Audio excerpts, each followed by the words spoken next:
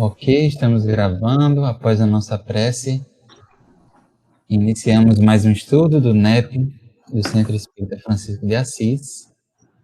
Vamos continuar o tema sobre o mergulho de Jesus por João Batista. Hoje, dando continuidade ao que nós... Parando justamente onde a gente parou na semana passada, né?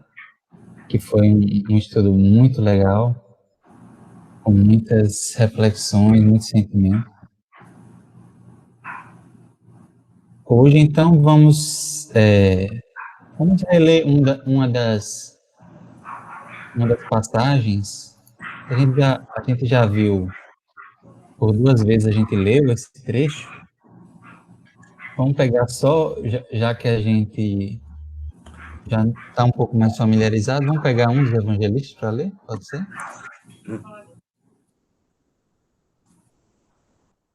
Acho que poderia ser Mateus, né, que é mais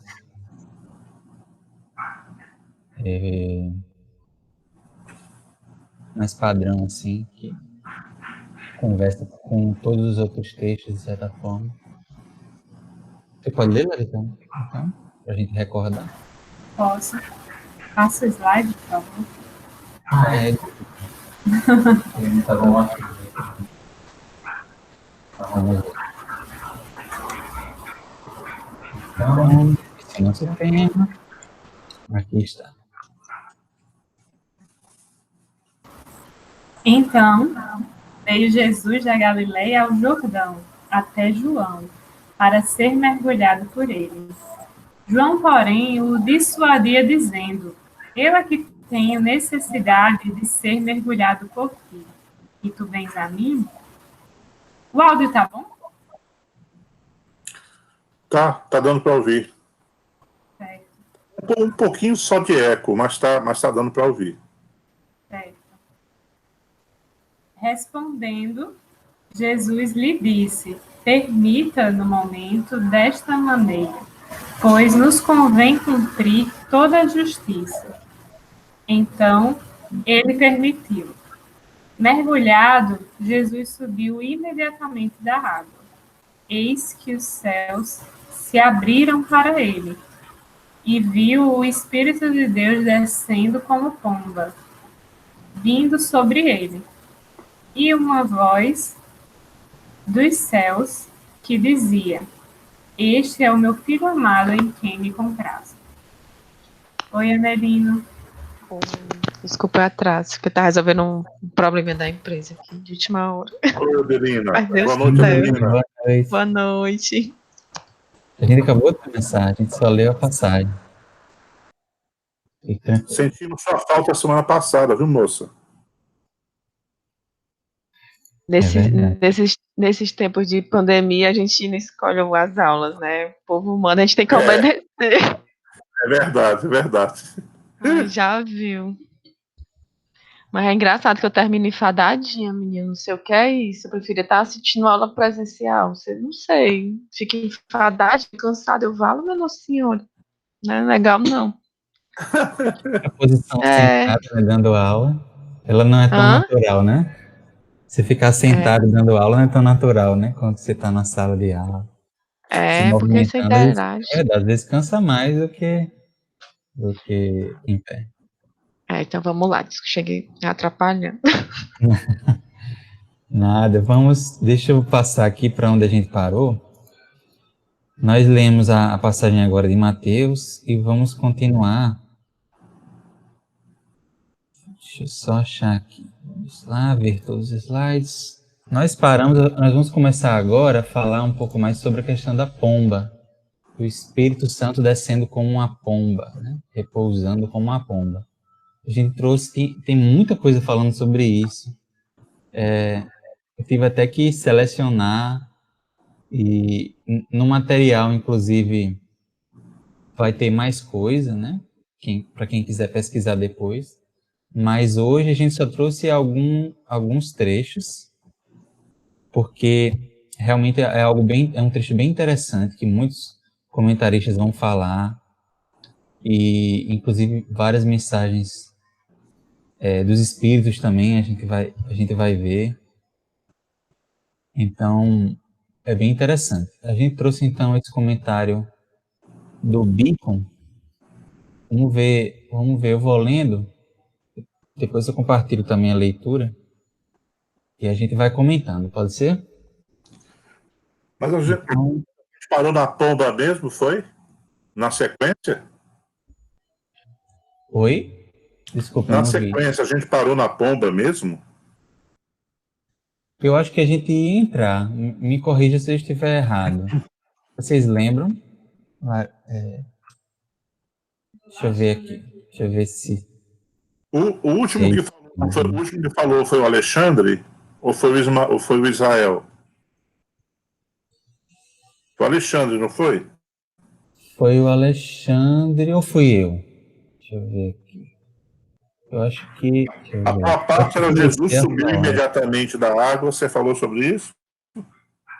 Os céus se abriram, os céus sendo rasgados. Não cheguei a falar sobre isso, até... Deixa eu ver aqui. Eu não me lembro de você ter falado sobre isso, não. A gente comentou, eu acho que a gente terminou falando sobre esse Jesus subir imediatamente da água, talvez. Foi uma referência que a gente foi. Acho que foi isso que é comentado do Alexandre mesmo. Que o Alexandre parou. E a gente fez uma puxada da frente, né? Do comentário dele. Uhum. Mas em relação aos céus se abriram, os céus sendo rasgados, a gente colocou um pouco mais à frente, porque especificamente sobre isso, sobre essa expressão sendo rasgado, eu não encontrei Ah, tá. nada sobre. Eu acho que foi mesmo uma escolha de tradução. Uhum.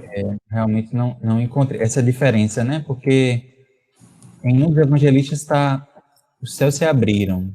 E eu acho que em Marcos que está os céus sendo rasgados. Eu até encontrei esse comentário falando do estilo de Marcos, né? Marcos tem um estilo vívido e nervoso, pelo que por 41 vezes ele diz logo, essa palavra logo, ou imediatamente, alguns traduzem por imediatamente ou logo, falando sobre esse estilo. E eu acho que talvez, não sei se foi Israel ou Alexandre que comentaram conosco, que essa expressão dos céus sendo rasgados talvez seja característica do estilo de escrita de Marcos, né? Uma escrita mais concreta, assim, né? Mas eu realmente não encontrei nenhuma referência sobre isso. Por isso que eu passei já para essa parte do Espírito de Deus descendo como uma pomba, em Mateus, o Espírito Santo em forma corpórea como Ok. pomba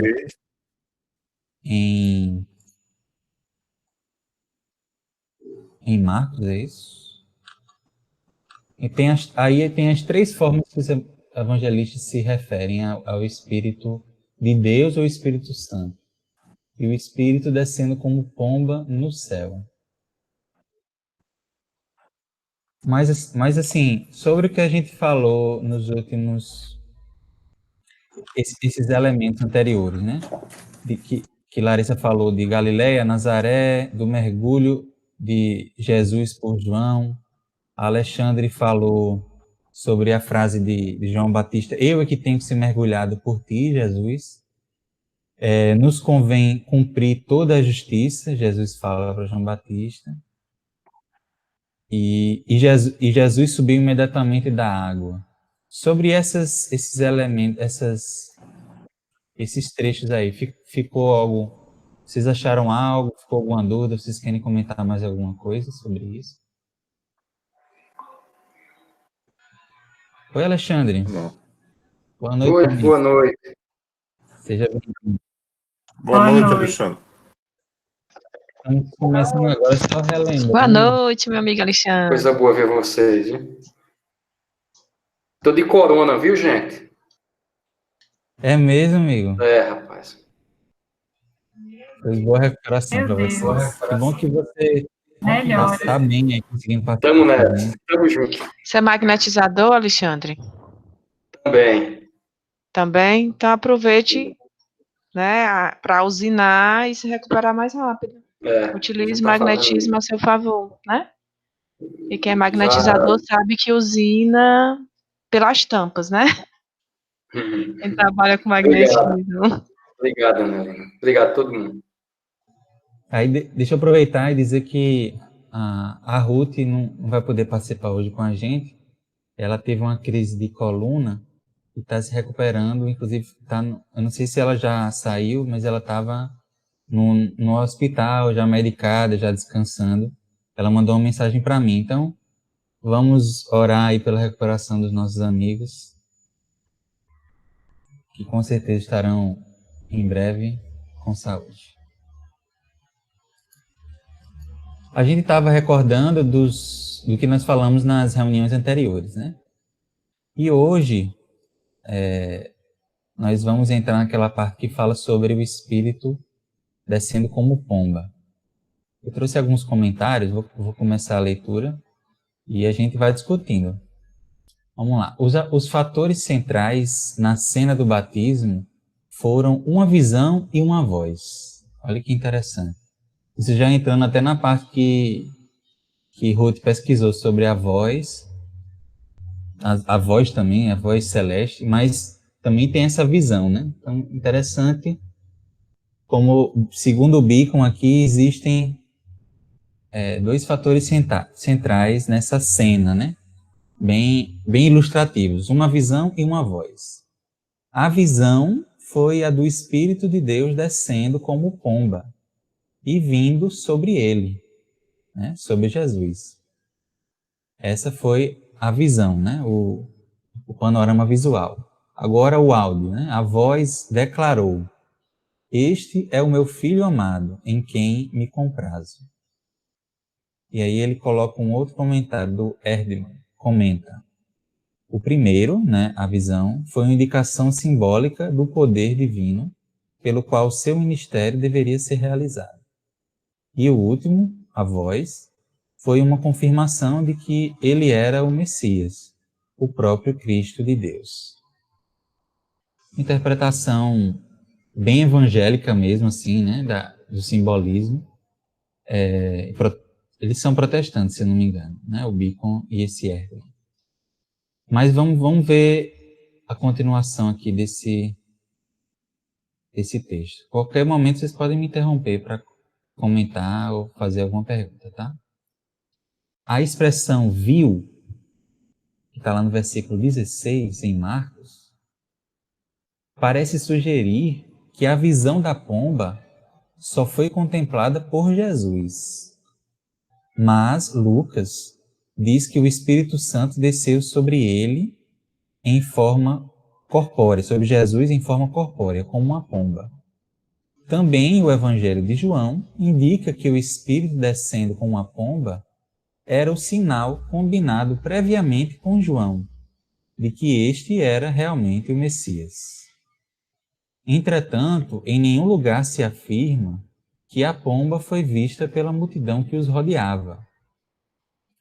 Mas Lucas e João indicam claramente que a forma da pomba foi vista pelo menos por João Batista. Ele fala, contemplei, né? Ele narra essa cena. Assim, existe um amplo testemunho para o fato de que esta não foi uma experiência meramente subjetiva e desfrutada apenas por Jesus. Ele faz um estudo sobre quem teria visto aquela cena, né? O Beacon. Aquele fenômeno aconteceu para quem, né? Quem visualizou? A princípio, ele fala que teria sido o texto de João, aliás, de Marcos sugere que foi contemplada por Jesus, mas juntando todos os textos, a gente vê que pelo menos João e Jesus tiveram essa experiência de ver esse fenômeno, né? Seja ele simbólico ou não. E a gente não sabe se a multidão que estava ali ao redor também viu. Alguns filmes que eu assisti, eles retratam essa cena com todo mundo assistindo, né?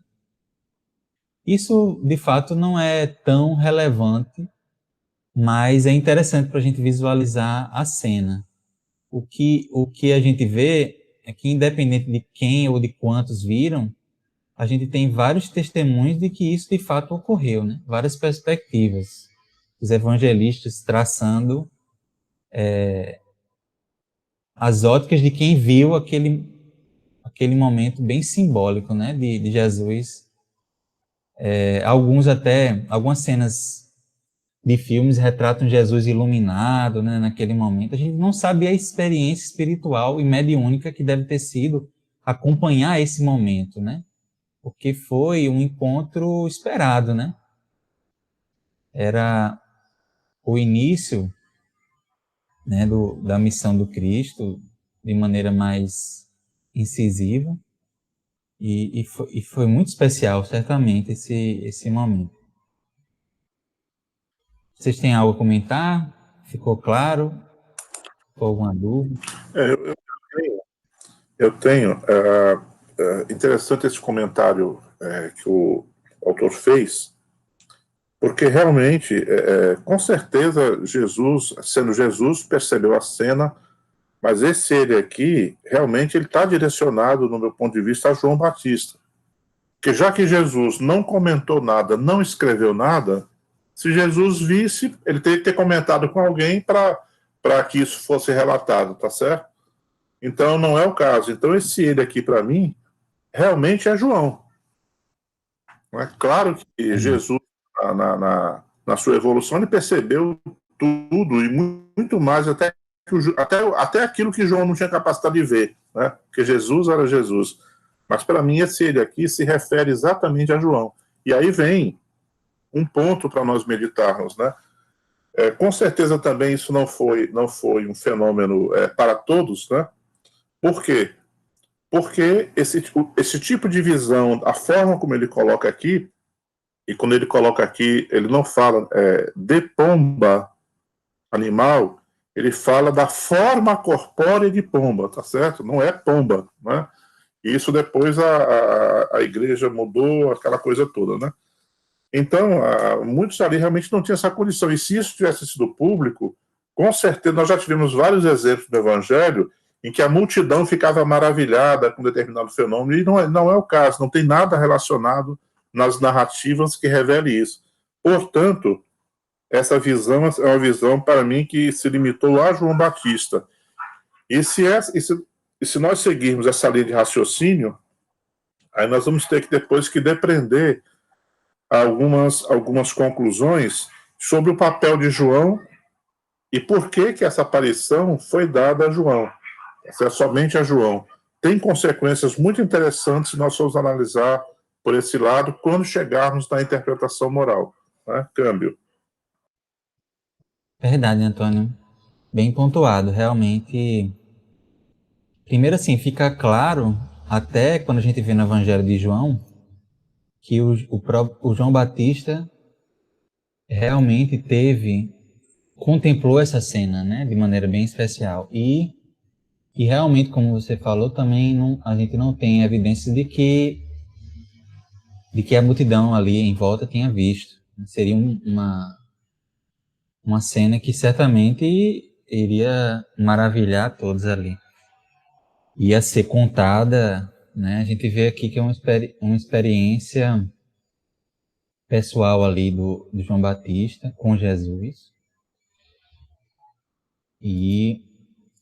Mas a gente vai... Outra coisa muito importante que você lembrou é de que não foi uma pomba, né? Foi uma forma de pomba, né? Descendo como pomba. É tudo forma, né? E em nenhum momento fala do animal em si. Mas a gente vai ver um pouco sobre a simbologia desse animal, da pomba, para o contexto hebraico, para a gente compreender um pouco. A gente se situar dessa forma, como o Antônio falou, vai nos ajudar a fazer a interpretação moral depois, né? Algum mais comentário ou dúvida, gente? Eu acho que quando a gente lê sobre pomba, né, vai ficar mais claro quais as características da pomba, né, que podem ser utilizadas. Podem ser utilizadas por essa comparação, né, porque descendo como pomba, né, em forma corpórea como pomba, isso para mim remete uma delicadeza, remete também pureza, remete a algo puro, né? Então, são algumas características que a gente pode, né, tirar daí. Pois é, Larissa, tem muita coisa legal sobre pomba. Eu tive até que selecionar e resumir aqui, porque há muitos comentários, né? A gente já tem uma visão bem particular nossa e mais ou menos universal da pomba como significado da paz, né? Mas nós vamos ver que do contexto judaico há uma outra simbologia. Mais alguém quer falar alguma coisa, gente, sobre... Então vamos lá. Esse comentário de Atos diz o seguinte. Tu quer ler, Larissa? Pra não ficar com sola. Pode ser. Embora os escritores antigos usassem simbolicamente a pomba de maneiras diversas, ela pode aqui fazer referência à promessa de Deus de um novo mundo. Comentário Atos. Ele esperou ainda outros 7 dias e soltou de novo a pomba fora da arca. A pomba voltou para ele ao entardecer, e eis que ela trazia no bico um ramo novo de oliveira. Assim, Noé ficou sabendo que as águas tinham escoado da superfície da terra. Aí está em Gênesis, o dilúvio. Nossa, quando falou em pomba, eu lembrei dessa cena também. A gente precisa recordar desse fato, né, importantíssimo na história do povo hebreu, na história que está na Torá, lá em Gênesis, que foi a pomba que encontrou a terra firme, né, para simbolicamente aquela humanidade que estava na arca, aquele símbolo da humanidade presente ali na arca. Basta a gente recordar que ele soltou a pomba algumas vezes, né? E a pomba, como esse trecho aí está nos narrando, ela ia e voltava, ia e voltava. Isso indicava que não havia terra firme, pelo menos próximo, né? Então, o que é que isso não tem de simbolismo e de importância, profunda importância para o povo hebreu, né? Para a história do povo hebreu, que significava, na verdade, né, o povo de Israel significava também a caminhada da humanidade, né? Então, a pomba encontrando terra firme é um símbolo importante, interessante, que, como o comentário Atos falou aqui, tem a ver com essa promessa de Deus. O que é essa promessa de Deus de um novo mundo? Aquela simbologia da aliança com o povo hebreu, né? De uma terra prometida, enfim, algo, um compromisso, né,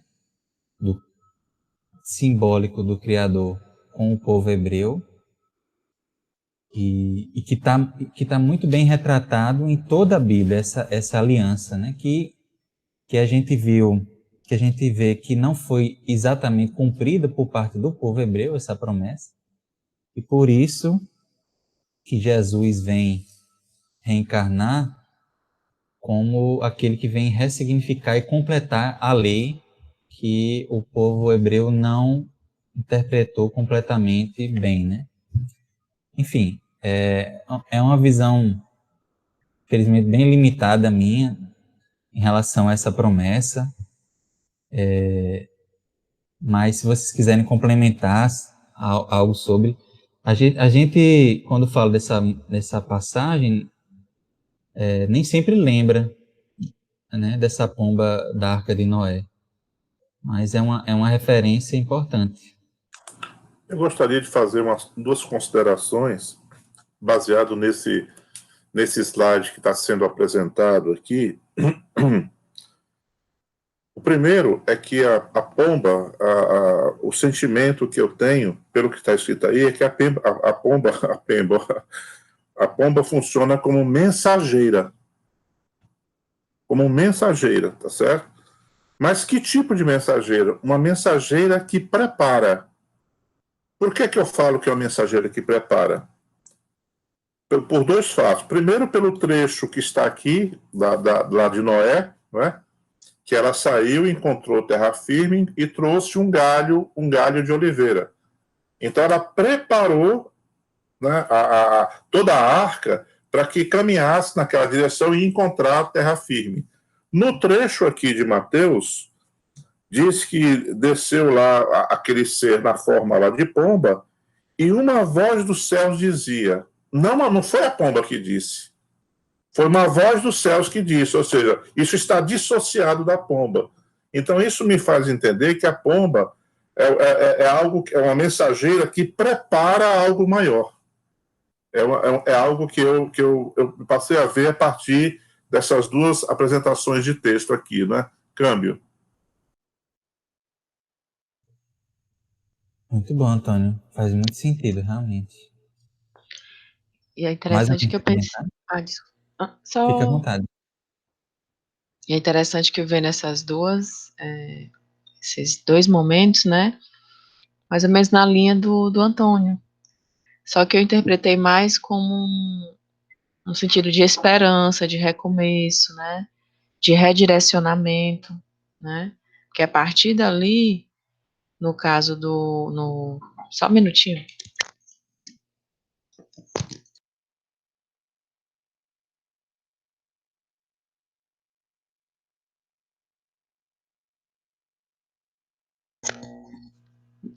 Desculpa, tá? No sentido, assim, de um recomeço, de esperança, realmente, entendeu? Então, assim, esse recomeçar. Quebrou a linha de raciocínio aqui, mas tudo bem. Tranquilo, né, Lina? Eu também senti. Acho que faz muito sentido o que vocês comentaram. Realmente é um símbolo bem, bem forte, né? Daquela que traz essa mensagem, uma mensagem esperada, né? Tem a ver com essa expectativa, essa esperança, se resignar naquele momento, na cena, no caso, né? Ou por achar um recomeço, uma terra firme para recomeçar a vida. A gente está passando por um momento assim, né? Aqui com essa pandemia, algo que pegou todo mundo de surpresa, e a gente está nessa expectativa de recomeçar um novo normal, ou uma situação diferente. E assim como naquele momento da Arca de Noé, veio um desastre natural, né? Seja ele simbólico ou não, porque a gente sabe, até o próprio Kardec comenta na Gênese, né? Que esse dilúvio da Bíblia pode representar vários dilúvios, na verdade, né? Que ocorreram ao longo da história da formação da Terra e da história da própria raça humana. Mas a gente se identifica. Olha, a Liz vai participar com a gente, coisa boa. Está entrando. A gente se identifica, então, com esse momento de também algo fora do nosso controle, né?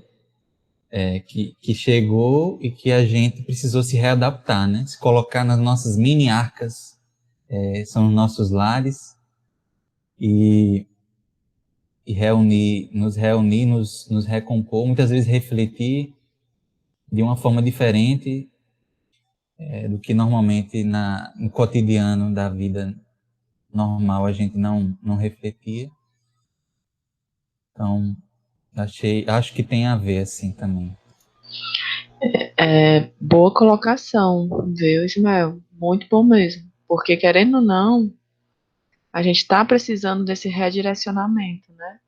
Então, assim, gerou várias catarses, né, nas pessoas, esse momento de isolamento, intensificou as relações com a família, né, porque você se viu obrigado realmente a ficar dentro de casa, né, você começou a olhar para o outro e querer cuidar do outro, no sentido de que quantos da saúde, da linha de frente foram homenageados, quantos irmãos nossos que estavam, eu diria assim, estavam numa situação mais em risco, não, vulnerabilidade, do que os nossos irmãos que estavam morando na rua, que não tinha para onde ir.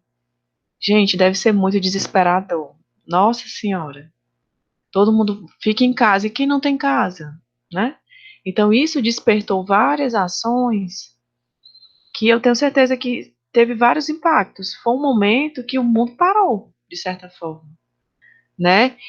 E, gente, foi assim, foi muito bom essa sua colocação, porque representa justamente um redirecionamento da humanidade, né? O mundo precisou desse choque, né? Ao ponto de ver o quê? Pô, a minha vida está em risco, né? Teve essa catarse, né? Nesse ponto. Então, teve que parar, porque o mundo não parava. Você não conseguia. Era sempre muitas informações, o ritmo muito acelerado, precisou realmente dessa pausa, né? Tipo assim, risco de vida, realmente, né? E ainda ocorre, não, a cura não chegou, né? A gente ainda está nesse processo, né? Embora essa reabertura esteja acontecendo, mas a gente ainda está nesse processo. É um recomeço, realmente, de uma forma bem diferente, né? E assim, eu achei fantástica essa colocação, porque tá bem atual, tá bem algo que é tão antigo e tão atual, né? Muito interessante, muito bom mesmo. Pois é, algo que...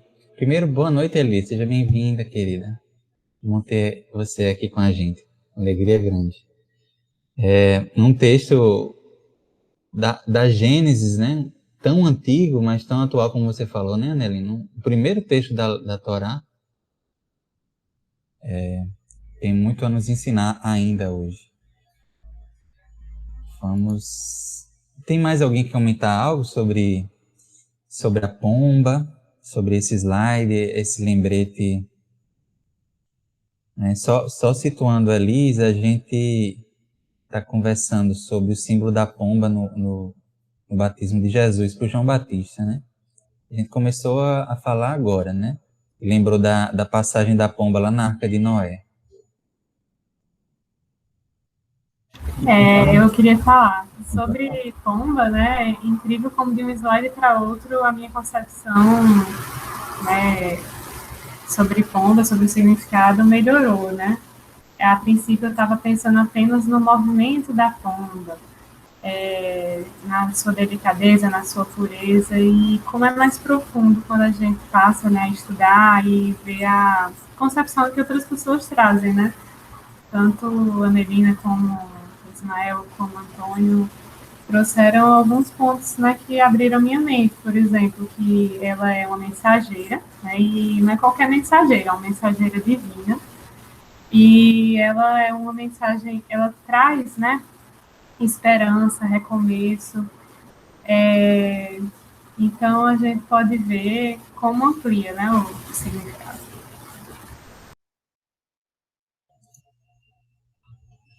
É verdade. E continuando nessa linha, Pastorino fala sobre esse significado que mais usual, né, da forma de pomba percebida pelo Batista e por ele salientada, simboliza a paz interior permanente. Essa paz que o mundo não dá, né? Até eu achei interessante esse comentário do Pastorino, porque a pomba muitas vezes é colocada como símbolo da paz universal, da paz entre as nações, mas essa paz universal entre as nações, a paz no mundo, como a gente sabe, até lembrando da música, a paz do mundo começa em mim, né? Ela é imprescindível a paz primeiro no ponto de vista interior, né? Então simboliza essa paz interior permanente, que o exterior, que o mundo não dá, é uma construção interna de cada um, né? E é uma paz que, uma vez alcançada, é a água que mata a sede completamente, né? E relembrando o rito, né, o rito eucarístico retirado do Evangelho, né, seguindo essa linha de raciocínio, como a pomba desceu sobre ele, eu me lembro da frase de Jesus, né? Eu vos dou a paz, eu vos deixo a minha paz, né? Pois é, então essa frase é linda, tem tudo a ver com esse comentário. É profundo demais essa frase do Cristo. A Elis falou, Picasso tem uns quadros lindos sobre a paz, o símbolo é a pomba. Pois é. A pomba é um símbolo antigo, como a gente está vendo aqui. Aí, depois ainda falando sobre pomba, o Champlin, que é um autor que a gente gosta muito, porque ele é protestante, mas ele conversa muito com o espiritismo, com o espiritualismo, ele vai trazer um resumão assim, de vários significados e vários estudos, até teológicos, né? Ele era um teólogo, mas é interessante, eu vou ler rapidinho para a gente não se ater tanto a isso. É bom, né? É porque é meio longo, mas vamos ler então. Vamos na ordem aqui dessa lista. Será que a Alexandra já voltou? Acho que não, né? Então, vou pedir para a Nelina. Você pode ler, Nelina? A pomba como símbolo pode ser sobre os seguintes aspectos. Foi usada por causa de sua afetuosa ternura e seu apego ao homem, o que mostra como Deus vai encaminhando pacientemente os homens à realização de sua potencialidade espiritual. Adorei o termo pacientemente, viu, gente? É muita paciência mesmo, viu? Foi usada por causa de sua gentileza, na opinião de Calvino. Deus trata conosco de modo positivo e completo, embora com grande gentileza. Por causa de seu voo gentil e de sua ternura para com seus filhotes, é que teria sido usado esse símbolo. Assim, opinavam Neander e essa palavra aí gigante que Crucius, e também por causa de sua pureza e inocência. O Espírito de Deus é benigno e sempre totalmente benéfico. Em face de suas virtudes, como tipo da vida espiritual, que jamais consiste em uma única virtude, salientado pelo fato da pureza, da amabilidade, da gentileza e da amizade das pombas para com os homens, e também por causa de seu calor vital. Em algumas culturas orientais, a pomba era reputada como um pássaro sagrado, e a pomba, durante o período do choque em 21 dias, simboliza a natureza calorosa e revivificadora do Espírito Santo. Nos escritos judaicos, o Espírito a pairar sobre a face das águas é expressamente comparado a uma pomba. Tal símbolo do Espírito muito dificilmente teria sido imaginado por João Batista, que se inclinava muito mais por métodos severos e violentos.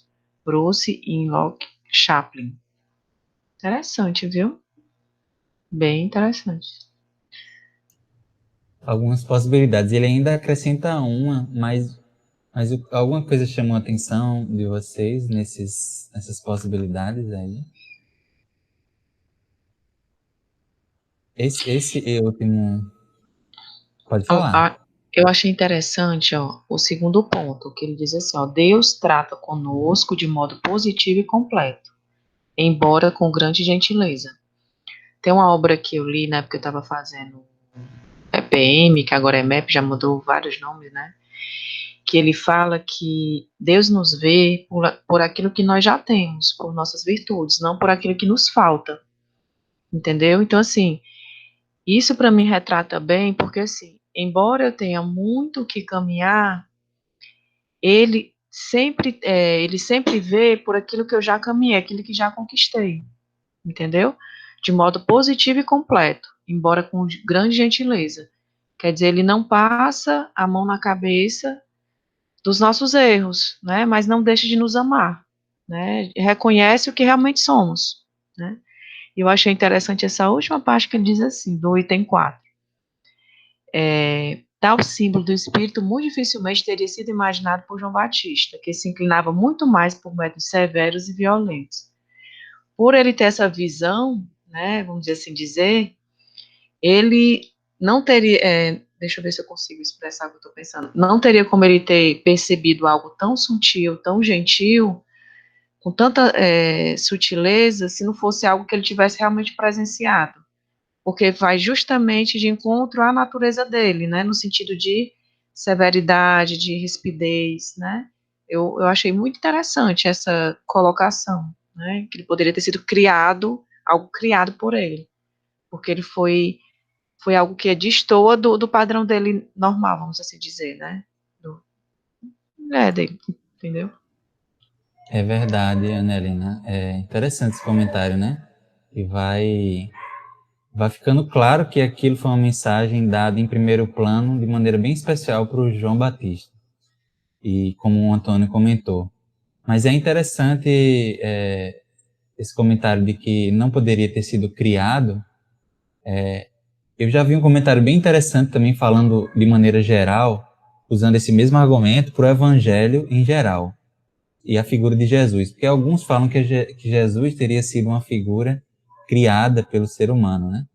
Mas como é que uma figura criada pelo ser humano, se fosse um mito de fato, é tão sublime e tem valores assim de um padrão tão divergente do que a humanidade ainda carrega, né? Porque quando a gente vê os mitos gregos, os romanos, são de características bem humanas, né? Violentas, realmente criações humanas. Já o Cristo, não.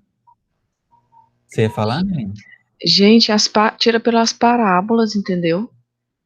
Como é que pode? O ser humano que criou um negócio desse, meu filho, não tem, não existe isso, tá entendendo? São ensinamentos que perpassam por milênios e a gente ainda tá pelejando para compreender, né? As parábolas é um negócio assim fantástico, tá entendendo? Eu fico assim impressionada, porque não tem como ser uma criação, gente. Então a pessoa que criou realmente foi enviado por Deus, direto. O que criou o Cristo seria o próprio Cristo, só pode. Porque para carregar esses valores... Pronto, resolvido. Mas é interessante esse argumento, que aqui também é utilizado para retratar a verdade e a beleza dessa cena. Mais alguém quer comentar algo sobre esses comentários? Agora sim, gente, me tira só uma dúvida que eu sei que parece infantil e bobo. Por que outras pessoas não perceberam? Só eles dois, entendeu? Assim, né? De forma patente. Por que não há relatos dos demais ou de alguém mais, entendeu? Por Para quê? mim, vocês podem apresentar assim, mas para mim é a mesma razão pela qual hoje a gente não a gente não passa por experiências maravilhosas que acontecem às vezes do nosso lado no campo espiritual, no mundo espiritual. Por falta de sensibilidade, percepção mesmo. Pelo menos na minha visão. Mas Pois é, se fosse, por exemplo, uma materialização, aí todos poderiam ver, mas claramente isso não foi uma materialização, né? Foi uma visão espiritual. E daí, né, por ser tão superior, Jesus, né, pôde perceber João Batista, né, só quem tinha nível espiritual, assim, para se conectar com essa visão. E um terceiro aspecto também, vamos lembrar do cumprimento da profecia, né? Ele batizará o Messias e o Espírito de Deus descerá sobre ele. Então vamos pensar também no cumprimento da profecia, né? É verdade. João Batista tinha sido avisado também, né? Que esse momento viria. Então, de certa forma, ele estava esperando, já preparado para identificar aquilo. E E eles agora, colocou boa isso em noite, comum. gente. Oi, Elis, pode falar. Oi. Como sempre, eu tô em dois lugares ao mesmo tempo, mas eu prometo que eu vou, até terminar a pandemia, resolver minha vida. Mas eu estava focando aqui no texto e me veio uma coisa à mente. O João Batista, apesar dele ter visualizado e tudo isso, porque eu acho isso extraordinário, ele ainda tinha dúvidas, né? Porque depois a gente vai ver que ele ainda manda perguntar pela descrição de Mateus, né? Ele é realmente o Messias, né?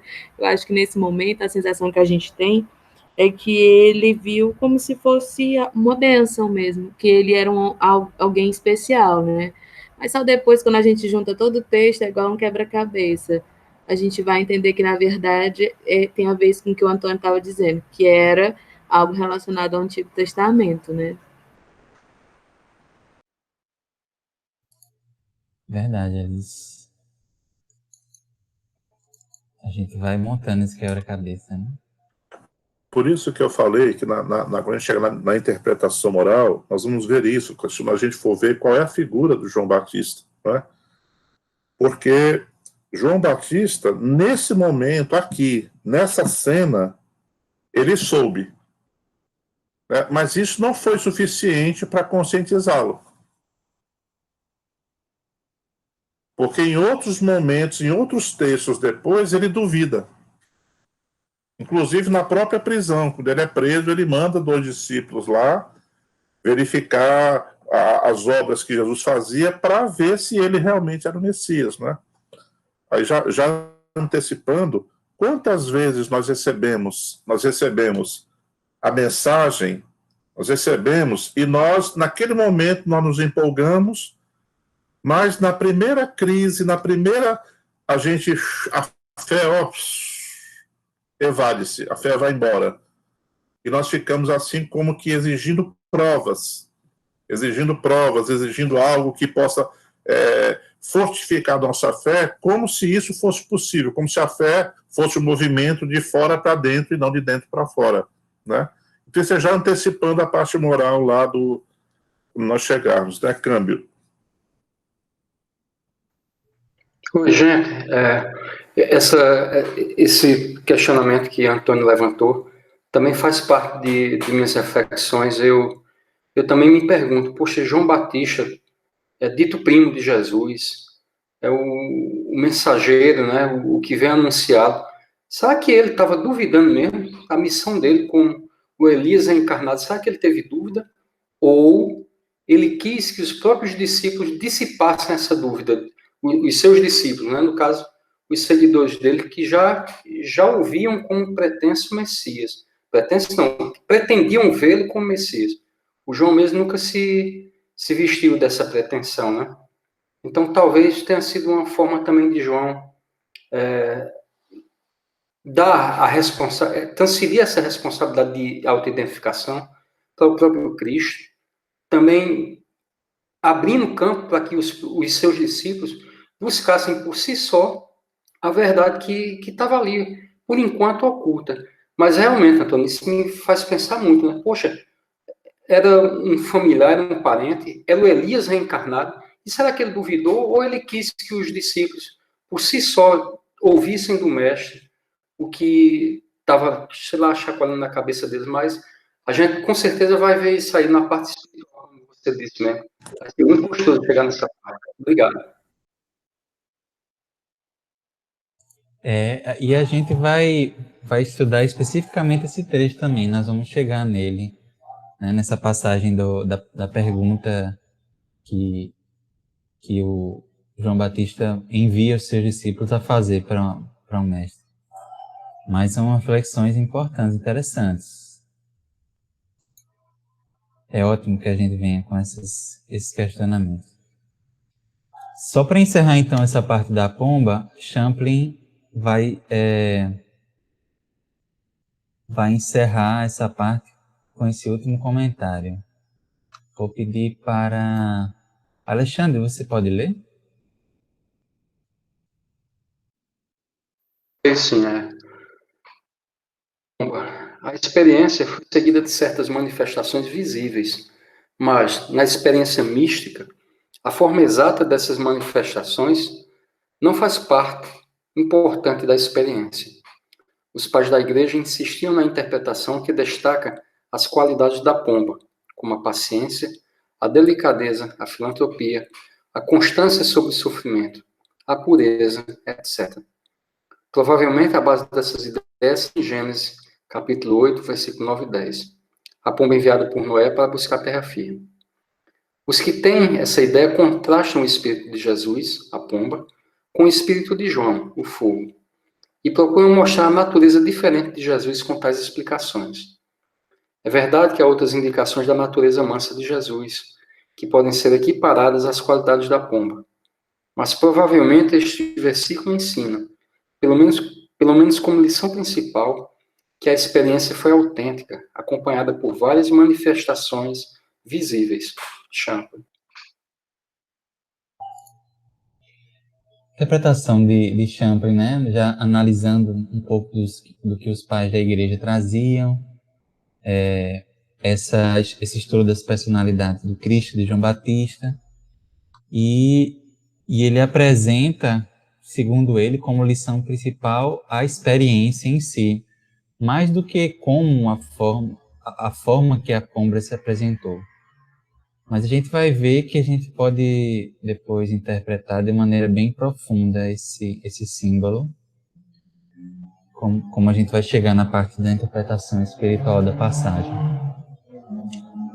Mas a gente já tem uma noção. Alguém quer comentar mais alguma coisa sobre isso? Ficou alguma dúvida? Deu para entender esse comentário do Champlin?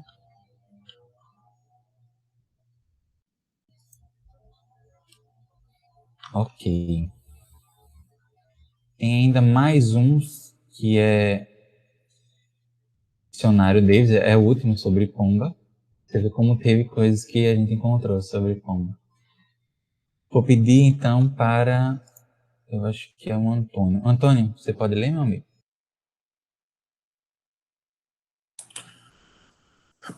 A pomba torcaz visita a Palestina em grandes bandos na primavera e no outono durante as suas migrações anuais. As outras espécies visitam o Jordão e seus vales, abrigando nas grutas e nas entradas das rochas. Está no dicionário de Davis. Com a forma, Lucas, corporalmente, de uma pomba, os 4 evangelistas empregam a conjugação comparativa como. Nenhum deles diz que era pomba, mas que era como uma pomba. O advérbio corporalmente, somaticó, empregado por Lucas, indica a razão de haver sido comparado o espírito a uma pomba. Era a aparência do corpo de uma pomba. Trata-se da Shekinah, luz que desce em forma de V, muito aberto, tanto assim que todas as figurações artísticas, desde os mais remotos tempos, representam uma pomba de frente e de asas abertas, e jamais pousada e de asas fechadas. Os artistas possuem forte intuição, Pastorino.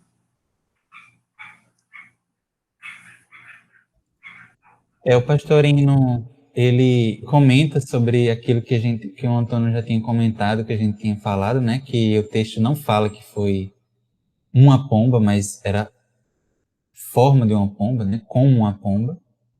E ele vai apresentar esse símbolo Shekinah,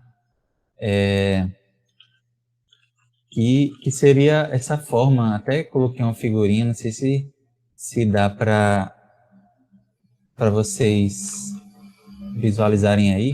Mas essa palavrinha Shekinah também há um significado mais profundo, até na Cabala judaica, que é a presença de Deus, né? Assim como o Espírito Santo, a gente viu, toda vez que se fala em Espírito Santo na Bíblia, desde as passagens que a gente viu, nos cânticos que a gente viu de Maria, de Isabel, de Zacarias, todos, a maioria deles falam dessa presença do Espírito Santo. É uma presença divina, né? Presença divina naquele momento, uma inspiração. Não é algo que transcende a matéria.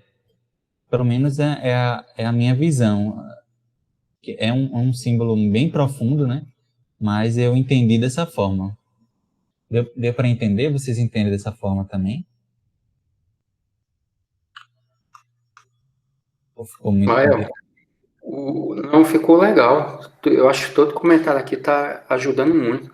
O slide anterior, quando ele fala da experiência mística, que transcende, é claro, que é superior à experiência visível física, bate bem aí com essa definição aí, essa Shekinah que o Antônio leu, né? Dessa forma de ver a luz. Então, certamente que se alguém mais, além de João e Jesus, perceberam isso, né? Eu acho que era a pobreza da linguagem humana, como ainda hoje a gente tem, o Livro dos Espíritos diz, né, que a gente tem pobreza de linguagem humana para definir certos aspectos do plano espiritual. Talvez eles também tenham enfrentado isso, visto, sentido, experienciado a parte mística daquele momento, e aí vem com aquela ideia da pomba, porque buscaram, né, na cultura daquele povo mesmo. Aqui eu estou vendo no dicionário de Champ que a pomba era a única ave que podia ser sacrificada. É também uma pomba que Maria e José sacrificam como parte do ritual de toda criança recém-nascida naquela época. Então, eu acho assim, que esse slide aqui combina perfeitamente com o anterior. Então, essa leitura que o Antônio fez agora da Shekinah, essa luz que desce em forma de ver, para mim foi maravilhoso, gente. O slide anterior a esse aqui, para mim, obrigado.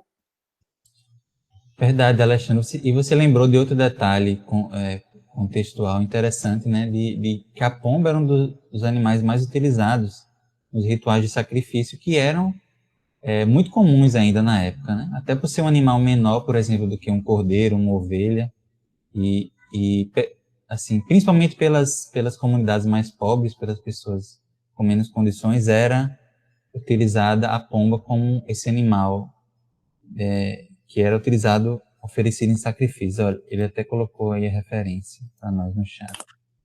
E uma coisa interessante, Ismael, nesse comentário que o Alexandre fez, realmente eu não estava nem me lembrando disso. Mas olha que coisa interessante. Você tem um espírito no formato de uma pomba trazendo uma mensagem, não é, do Messias, de que aquele era o Messias, um espírito como Jesus, e nós temos a pomba, que era o animal que os mais pobres podiam sacrificar, porque eram os mais baratos que tinham. Talvez nos dizendo que toda essa grandeza só tem sentido com humildade. Né?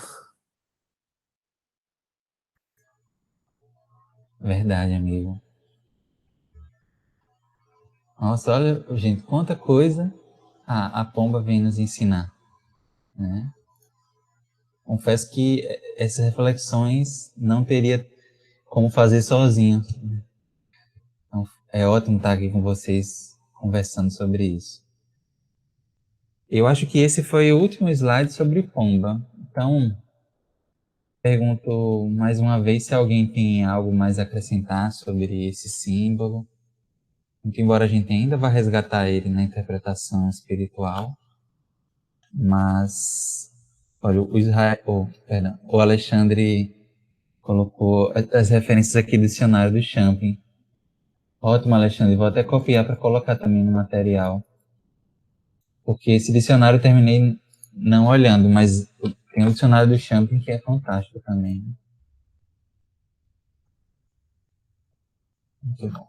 Basicamente o que você falou. E agora a gente entra na parte da voz. Ismael, só para terminar, eu dei uma olhada rápida no Novo Testamento sobre as vezes que aparece pomba, né? e apareceu 10 vezes na minha procura aqui, e os significados, né, os sentidos, com relação a realmente ser um elemento utilizado nos sacrifícios, né, falando assim de cambistas que vendiam pombas, a questão de ser de prudentes como as serpentes e inocentes como as pombas, e a outra passagem é justamente essa. No Novo Testamento são essas referências, mas no Antigo Testamento deve ter bem mais. Muito bom, Larissa. E a gente vai ver, até por esse trecho que você lembrou, de Jesus falando da inocência das pombas, como que pro Novo Testamento e para o próprio Cristo, a pomba estava relacionada a isso que a gente está vendo, da simplicidade, a pureza, né? E a gente viu vários aspectos que confirmam isso, né? Muito bom mesmo. Então, agora sobre voz e profecia. Temos alguns comentários. E agora eu vou pedir para Elis. Você pode ler, Elis?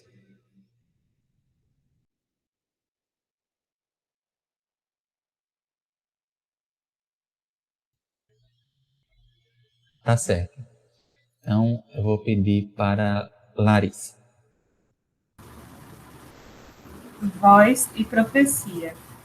Jesus dá os dois tipos de testemunho: as vozes celestiais e a profecia de João. Mateus pretendia que seus leitores mais instruídos vissem alusões não apenas ao Messias real, referido no Salmo 2,7, senão também ao servo sofredor de Isaías, 42, 1-4, comentário Atos. Conforme as tradições judaicas, o Messias, que ninguém distinguia de outros homens, devia permanecer desconhecido até o dia em que seria manifestado como Messias, por Elias, que havia voltado à terra. Bíblia de Jerusalém. Os profetas haviam predito o derramamento do Espírito de Deus à época em que Deus estabelecesse seu reino para Israel. E aqui são algumas referências em Isaías, e eu não sei o nome, Ezequias e J.R. Comentário Atos 15. Então, a gente vê, né, que a nossa passagem está completamente relacionada a uma profecia que está se cumprindo. E aqui estão todas as referências, né, na tradição judaica a respeito disso. Perfeito, Larissa, é exatamente isso. Esse slide faz esse link, né? Muito embora houvesse algumas discussões em relação ao caráter do Messias que viria, havia essa figura dessa voz que iria anunciar essa profecia, e a gente vê ela realmente se cumprindo em todas as características, como aí é citado em várias passagens da Torá, né? Salmos, Isaías, Ezequiel, enfim, é cheio de referências a essa voz. E tem uma coisa interessante também, no segundo trecho dessa passagem, nós vemos que até um comentário que o Alexandre fez, que apesar de João Batista ser Elias encarnado, né, ser, digamos assim, a nova voz de uma profecia depois de todos aqueles anos que o povo hebreu ficou sem nada, ele era ainda um espírito em evolução, né? Todos os profetas tiveram as suas contendas, tiveram as suas limitações, porque eram espíritos em evolução. O modelo ideal foi só um, Jesus. Né? Então, todos têm realmente as suas limitações. Né? Isso é interessante nós verificarmos, porque, de repente, a gente pode achar que, pelo fato do histórico da pessoa, ela já tem aquela consciência toda, e não é assim que a coisa se processa, não é? Então, acho que, e isso, por que eu estou comentando isso? Porque eu sempre gosto de trazer isso para nós, né? Muitas das vezes, nós, quando temos o conhecimento de alguma lição espiritual, às vezes nós queremos exigir de nós, da noite para o dia, a perfeição. E isso não acontece. Isso não se dá dessa forma. Enquanto nós não aprendermos a nos respeitar, a ter caridade conosco, o que nós precisamos ter é a sinceridade no combate ao problema, mas não querer vencer de qualquer forma da noite para o dia, porque isso não acontece. Né? Uma pessoa que passe a vida toda, sinceramente, tentando combater um defeito e desencarne sem conseguir, e uma pessoa que viveu normalmente, as duas podem ter pesos muito diferentes no mundo espiritual, porque uma se dedicou sinceramente em procurar vencer. Então, eu acho que isso, trazendo para nós, é muito importante nós fazermos assim esse comparativo, né? Porque muitas das vezes é importante respeitar as nossas limitações sem nos acomodarmos a elas, mas respeitá-las, né? Câmbio.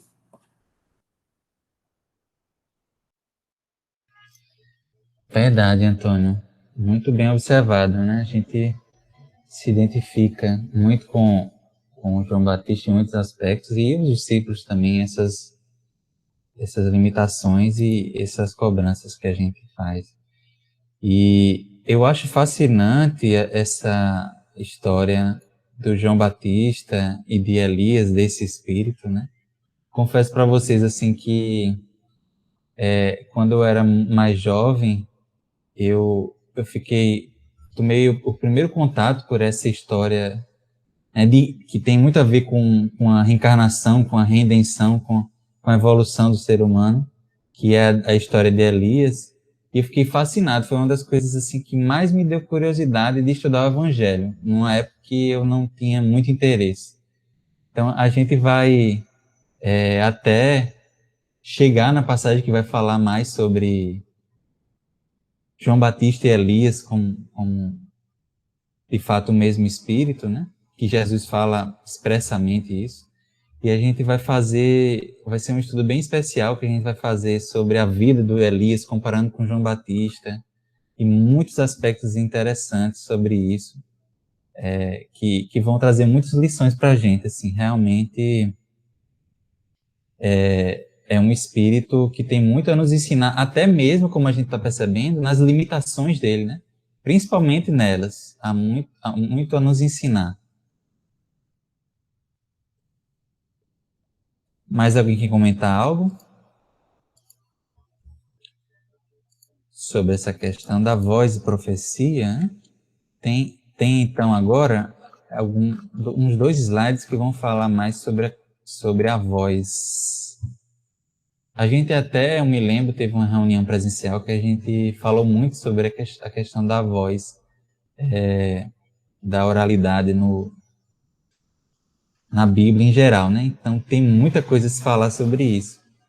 Mas a gente separou só alguns trechinhos do Champlin, que você já vem aqui, que é figurinha carimbada nas nossas pesquisas, que eu gosto muito dele. Voz dos céus. A voz celestial, neste caso, combina os trechos bíblicos de Salmo 2, 7 e Isaías 42, versículo 1. Inclusive já citados por ele nos slides anteriores. E assim, o autor sagrado mostra que Jesus é a continuação da antiga tradição e não a sua destruição. E que ele brandia a autoridade da tradição do Antigo Testamento. Ele veio cumprir e não destruir, embora aquilo que ele ensinou foi uma elevadíssima graduação acima de Moisés e dos profetas. A narrativa que temos à frente traz ao mundo a consciência messiânica, que haveria de transformar aqueles que ouvissem e dessem atenção ao que era dito. Olha que interessante, né? como a gente vê muito bem explicado no Evangelho segundo o Espiritismo, no primeiro capítulo já, Kardec, sabendo da importância disso, colocou lá no primeiro capítulo, não vim destruir a lei, o aspecto de continuidade da mensagem do Cristo em relação aos ensinamentos, né, da tradição do Antigo Testamento, da lei da Torá, da lei de Moisés. Ele não veio destruir a lei, ele veio cumprir.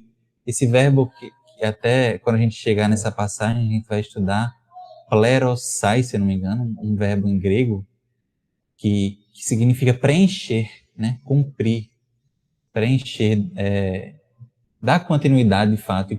Eu acho que essa palavra, inclusive, pleros, deu até origem a algumas palavras na nossa língua em relação ao pulmão, né? A pleura vem daí. Então, preencher, né? Preencher. Jesus encontrou vamos dizer assim, um pulmão já construído pela lei da Torá, mas precisava preencher de uma mensagem que de fato desse substância a ela, e principalmente exemplo a essa tradição que já existia, e uma lei de amor que já estava lá presente, mas que precisava ser exemplificada. Então, essa mensagem do Champlin acho que vem nessa linha. E lembrando, Ismael, já que você falou no Evangelho segundo o Espiritismo, no capítulo 1, a estrutura do Evangelho sempre é um versículo, não é, do Novo Testamento, né? Em alguns casos, raros casos do Velho, depois o comentário de Kardec, depois as instruções dos Espíritos. Né? Essa é a estrutura do Evangelho segundo o Espiritismo. E nesse capítulo 1, a primeira instrução dos Espíritos, de que Espírito é? Um Espírito israelita. Né? Bem lembrado. Bem lembrado, Antônio. Você vê como as coisas se encaixam, né? É uma revelação só, dividida pedagogicamente, né, em 3 até agora, né? Inclusive, até agora 3. Mas interessante. Alguém tem mais algo a comentar sobre esse trechinho aí de Champlin? Eu achei interessante o termo consciência messiânica. É algo para a gente ficar refletindo, né? Porque ele diz que a consciência messiânica, que haveria de transformar aqueles que ouvissem e desse a atenção ao que era dito. Então, ter consciência messiânica é enxergar Jesus, né, como um exemplo a ser ouvido, a ser dado atenção, a ser vivido, né? Eu imagino que é algo para a gente estar desenvolvendo dentro da gente. Verdade, essa palavra é muito bonita, até utilizada na doutrina espírita, né? A consciência, a lei natural está na consciência. Elis, você quer falar algo? Pode falar. É bem rapidinho. Quando eu li esse parágrafo aqui, ele veio cumprir, não destruir. Embora aquilo que ele ensinou foi uma elevadíssima graduação acima de Moisés e dos profetas, eu lembrei de uma discussão que foi feita lá no Né Paraibano, uma pontuação sobre o sacerdócio de Melquisedeque, né? Um sacerdócio maior do que o de Moisés, maior do que os dos profetas, que eu acho que era muito difícil para eles entenderem. Às vezes eu vejo amigos que são evangélicos, né? E aí eu brinco, tem até uma amiga que ela é pastora, aí eu brincando falei com ela, muito bem, você é pastora da ordem de Melquisedeque? Ela, sim. Aí é bem isso, né? É uma ordem superior, ordem espiritual. Verdade, Elis. Até lembrando também recentemente a gente conversou lá no NEP da Paraíba, que Moisés e Jesus representam valores em relação à liberdade do ser humano, mas liberdades diferentes. Enquanto Moisés veio, até eu acho que é Humberto Roden que fala isso, Moisés veio trazer a alolibertação, que é uma libertação mais ligada ao aspecto exterior mesmo. Ele foi o grande libertador do povo hebreu, né? Que o tirou da escravidão. e trouxe esses mandamentos importantíssimos. Mas Jesus veio trazer um valor de liberdade diferente, né? Uma liberdade que ela é intra, né? Que ela não é halo, mas é interior. E é um passo acima dessa liberdade exterior, né? Como você comentou bem.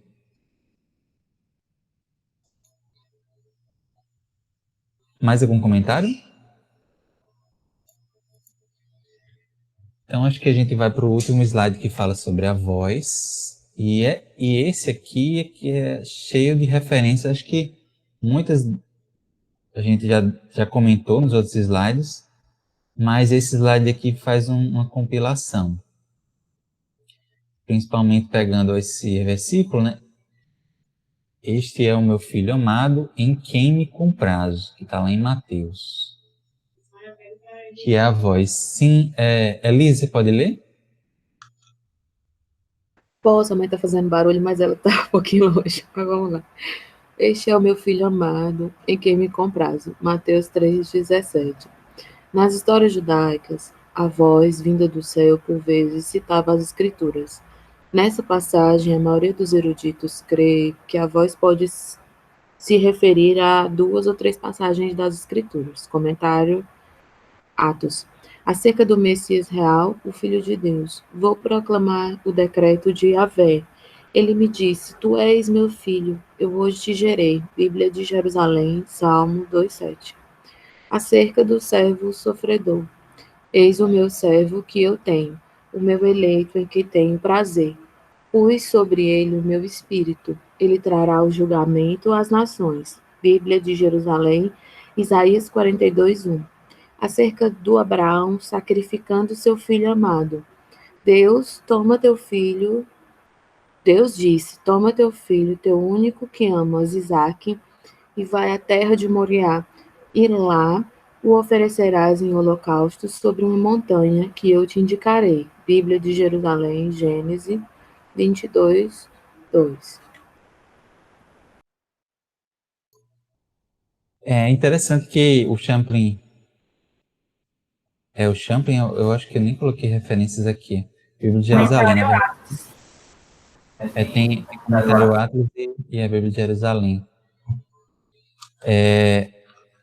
Relaciona algumas mensagens aqui do Antigo Testamento que mostram simbolicamente Deus falando, né? Trazendo essa voz dos céus.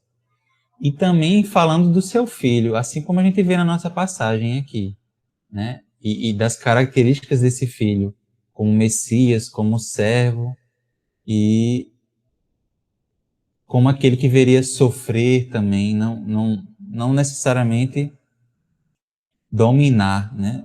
O reino do Cristo não é um reino de dominação por autoridade, sim por servidão. Isso fica muito claro, né, aqui nessas passagens que a Bíblia de Jerusalém colhe, dos Salmos, Isaías e da própria Gênesis. Isso ficou claro para vocês também? Essas referências a essa voz, esse trecho, este é o meu filho amado em quem me comprazo. E essas características desse filho. São Vamos ver que é um texto que conversa. Oi, pode falar. Bem rapidinho. São comunicações no Antigo Testamento, né? Agora, sobre o servo sofredor, a Ilha tem um curso bem bacana no YouTube sobre Isaías, né? Inclusive, o Haroldo está fazendo uma sequência, né? Infelizmente, eu não consegui acompanhar. Mas aí vale a pena, depois, quem puder dar uma pesquisada. É um tema que eu ouço, mas ainda estou tentando absorver. Mas aí, só para dar a dica mesmo, de referência, né, sobre Isaías, porque o Isaías é que dá essa base para que a gente possa compreender a fundamentação do Messias no Antigo Testamento, né? Então, quando cita aqui a questão do servo sofredor, tem muita coisa para a gente explorar. É verdade, Elisa, é um estudo bem profundo, né? Eu me lembro que essa é uma história que eu falo muito lá pro pessoal da Paraíba, que tem um grupo de judeus chamados judeus messiânicos, que entre os judeus sequer são considerados judeus, mas é uma comunidade que existe, né? Judeus de famílias judias, mas que acreditam no Messias como tendo sido Jesus Cristo, Jesus de Nazaré, e eles fundamentam muito essa certeza deles nas passagens de Isaías. Eu me lembro até que eu me encontrei com, assim, na sorte, assim, do nada, me encontrei, estava tendo um seminário de judeus messiânicos, e eles estavam distribuindo um livro que eu ganhei de presente, e o nome do livro era Isaías 53, né, falando sobre essa passagem e fundamentando o porquê que, segundo eles, ali estava falando do próprio Jesus. Então, é um estudo muito profundo. Tem muita coisa interessante que nós vamos flertar muitas vezes com ele. Mas, como é tão profundo, né, a gente tem essas indicações ali que Elis colocou, da irmã, a irmã Ila, o Haroldo também tem um estudo sobre que estão no YouTube aí, gratuitos para a gente ver. Eu também confesso, Elis, que eu não consegui acompanhar, mas eu vi alguns episódios. Bem interessante. Obrigado pelas dicas. Gente, então essa parte fica encerrada, essa parte da voz. Eu acho que ainda na nossa lista de elementos ficou 2 elementos, né, que acho que ficou com a Nelina. Nelina, você conseguiu pesquisar, dar uma olhada em alguma coisa, encontrou algo sobre, acho que enquanto ele orava, né, e uma frasezinha no final do texto Isso. de João. Não, eu confesso a vocês que eu ainda não peguei. Que tá meio aperreado. Eu voltei essa semana e tá meio aperreado. Mas eu vou preparar um conteúdo bem bacana pra gente discutir. Bem muito. Sem problema. E aí eu vou pedir ajuda dos universitários, viu, gente? Porque vai ser a minha primeira... Vai ser a minha estreia com vocês. Eu não sei como é que... Conta com a porque gente. assim, é bem a miúde, bem, sabe? E aí eu vou... Com certeza eu vou aperrear vocês no privado. Certeza. Maravilha. Fique super à vontade para me aperrear, para nos aperrear. Inclusive, a gente já está no horário, né? Então, acho que nem dá tempo mais para a gente comentar algo sobre... Deixa eu tirar aqui o slide, que esse slide já é... Então, próxima semana eu já inicio, Ismael, assim? Fica como proposta, pode ser? Aqui, enquanto ele orava, né? A gente começaria por essa parte. Certo. Esses últimos 2 elementos. Enquanto ele orava, e esse versículo aqui, eu não o conhecia, mas aquele que me enviou para batizar com água, esse me disse, sobre quem vires o Espírito descendo e permanecendo sobre ele, este é o que batiza com o Espírito Santo. Eu acho que essa parte, inclusive, a gente já comentou muitas coisas sobre isso, mas é justamente essa visão que o João Batista já tinha visto, né? Alguém já tinha dito, uma voz do céu já tinha chegado para ele e dito essa profecia, né? Então, acho que vale a pena, até vai ser bom a gente começar com isso, que a gente vai vai recordar um pouco do que a gente viu nessas 2 últimas semanas, e mudando isso, no início da semana que vem, aí a gente já passa para a interpretação moral, que é a parte mais importante, a parte mais empolgante, que vai encerrar com chave de ouro o nosso estudo sobre essa passagem. Ok, meus amigos? Alguém quer falar mais alguma coisa? Maravilha, gente. Então, fico muito feliz de estar aqui com vocês mais uma vez, encerrando esse estudo. Vamos fazer, então, nossa prece. Eu vou até propor que a gente faça uma prece diferente. Vocês topam eu colocar uma música pra gente ouvir? Sim. Uma prece final? Sim. A música chama Salmo 23. Ah, Salmo de Davi. Salmo de Davi. Deixa eu compartilhar aqui e ver se dá certo. Apareceu aí, Larissa? Apareceu, mas tu vai parar a gravação, né? Ou não? Não precisa, esse conteúdo é nosso. Ah, tá. Não tem problema de direitos autorais. Então vou dar play aqui e vou tirar o meu microfone e a gente só escuta a música do grupo Escolhas de Luz, Salmo 23.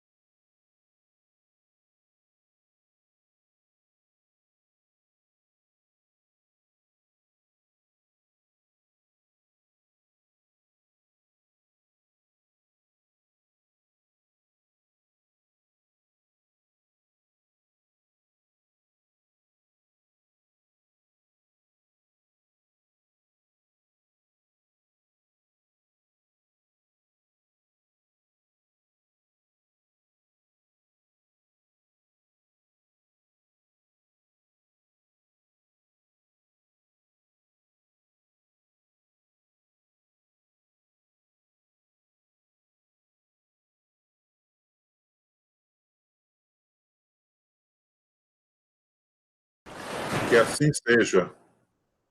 Que assim seja, meus amigos. Amém. Beijo, meus amigos. Amém. Amém. Gostei, viu? Muito bonito, viu? Lindo. Lindo. É doido. O pai fez a melodia. Foi uma composição dele com Davi. É com Davi, é? É, com Davi. É. Quem? Parceria O boa. Ismael?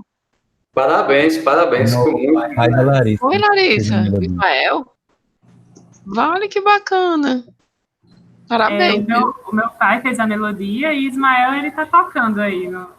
Gente, que legal. Muito Sim, bonito. vamos Ficou muito aproveitar bonito. essas vibrações e enviar essas vibrações para os nossos amigos Alexandre e Ruth, para eles se recuperarem. Exatamente. Melhoras. Deus quiser, já tá fazendo estrelinha, né, Alexandre? Estamos vencendo. Na minha casa está todo mundo doente, minha mãe, minhas irmãs.